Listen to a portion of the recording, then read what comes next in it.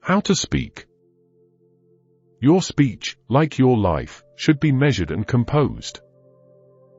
Eloquence flows gently as honey flows, thus soothing my irritations, quieting my terrors, shaking off my illusions, checking my indulgences, thus rebuking my greed.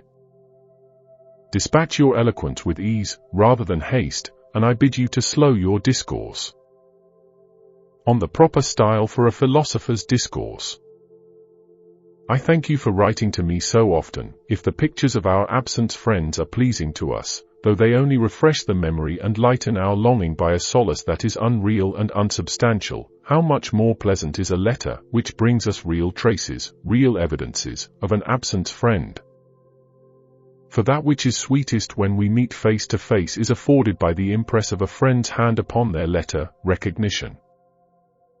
You write me that the philosopher Serapio, he is wont, you say, to wrench up his words with a mighty rush, and he does not let them flow forth one by one, but makes them crowd and dash upon each other, for the words come in such quantity that a single voice is inadequate to utter them.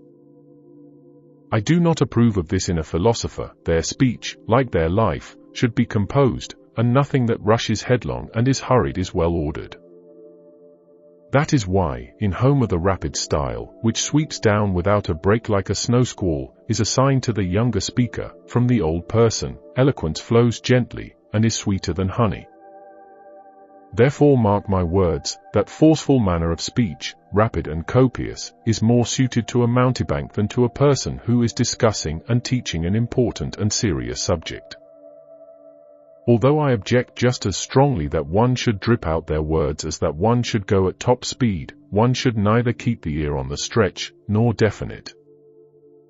For that poverty-stricken and thin-spun style also makes the audience less attentive because they are weary of its stammering slowness. Nevertheless, the word which has been long awaited sinks in more easily than the word which flits past us on the wing.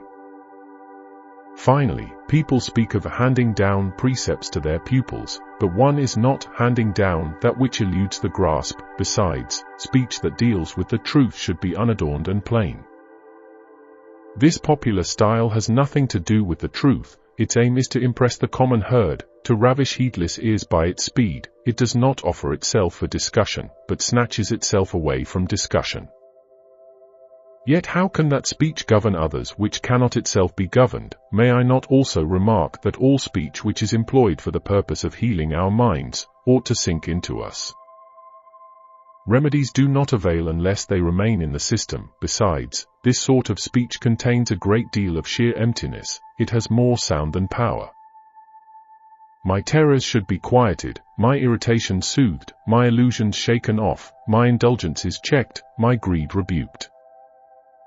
And which of these cures can be brought about in a hurry? What physician can heal his patient on a flying visit? May I add that such a jargon of confused and ill-chosen words cannot afford pleasure, either?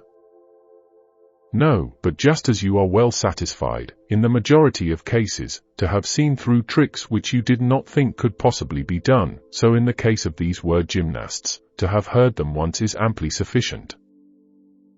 For what can a person desire to learn or to imitate in them? What is one to think of their souls, when their speech is sent into the charge in utter disorder, and cannot be kept in hand? Just as, when you run downhill, you cannot stop at the point where you had decided to stop, but your steps are carried along by the momentum of your body and are borne beyond the place where you wish to halt, so this speed of speech has no control over itself, nor is it seemly for philosophy, since philosophy should carefully place their words, not fling them out, and should proceed step by step. What then, you say, should not philosophy sometimes take a loftier tone? Of course they should, but dignity of character should be preserved, and this is stripped away by such violent and excessive force. Let philosophy possess great forces, but kept well under control. Let them flow unceasingly, but never become a torrent, and I should hardly allow even to an orator a rapidity of speech like this, which cannot be called back, which goes lawlessly ahead, for how could it be followed by jurors, who are often inexperienced and untrained? Even when the orator is carried away by their desire to show off their powers, or by uncontrollable emotion, even then one should not quicken their pace and heap up words to an extent greater than the ear can endure. Fabianus, a person noteworthy because of his life, his knowledge, and, less important than either of these, his eloquence also, used to discuss a subject with dispatch rather than with haste, hence you might call it ease rather than speed.